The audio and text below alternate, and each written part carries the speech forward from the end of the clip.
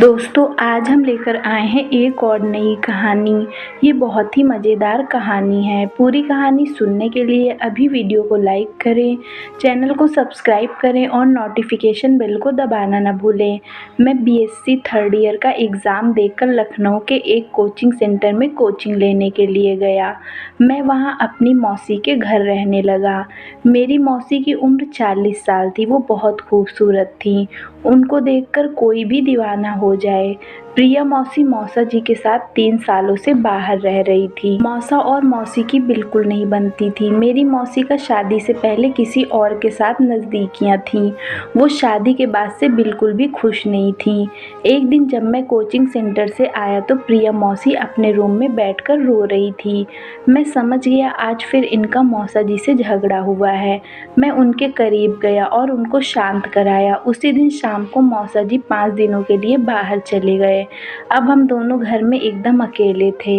मैंने शाम को प्रिया मौसी के साथ घर का थोड़ा काम करवाया और फिर रात का खाना खाकर टीवी देखने लगा। मैंने प्रिया मौसी से कहा अब मैं सोने जा रहा हूँ। मौसी ने कहा जब जाना तो टीवी बंद कर देना। मैं टीवी बंद करके अपने कमरे में जाकर सो गया। रात को मुझे किसी के रोने की आवाज़ आई। मैंने जाकर देखा तो मौसी रो रही थी।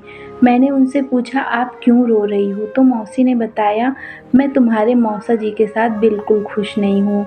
वो मुझे बिल्कुल भी प्यार नहीं करते। मैंने प्रिया मौसी के आंसू पोंछे और उन्हें थोड़ा दिलासा दिया। मैंने उनसे कहा सब ठीक हो जाएगा। वो बोली कैसे ठीक हो जाएगा? क्या मैं ऐसे ही पति के प्यार के लिए तरसती रहूँगी? इतना कहते हुए वो मेरे कंधे पर अपना सिर रखकर बैठ गईं। मौसी बोली सिर्फ तुम तसल्ली दे सकते हो। रात में इसी तरह की बात करते हम सो गए। सुबह मौसी ने मुझे उठाया। वो हाथ में चाय लिए खड़ी थी।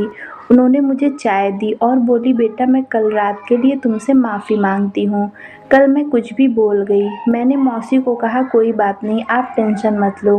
प्रिया मौसी ने कहा तुम जल्दी से नहा लो, मैं नाश्ता बना देती हूँ, फिर तुम कोचिंग चले जाना। मैंने मौसी को कहा आज मेरी तबीयत कुछ ठीक नहीं है, मैं आज कोचिंग नहीं जा रहा। तो राधा मौसी ने नाश्ते के बाद मुझे कहा बेटा मैं तुम्हारी मालिश कर देती हूँ, तुम्हारे सिर का दर्द ठीक हो जाएगा। मौसी ने मालिश की। इसके बाद मुझे आराम मिला। मैं भी किसी तरह मौसी की ज़िंदगी में खुशियाँ लाना चाहता था। मैंने मौसा को मौसी का ख्याल रखने के लिए बोला।